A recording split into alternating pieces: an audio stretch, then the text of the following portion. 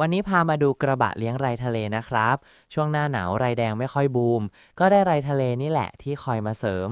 ไรทะเลนี้ผมจะเลี้ยงไว้ตลอดนะครับจะคอยตักพวกไรทะเลตัวเล็กๆอายุน้อยๆเอาไปอนุบาลลูกปลา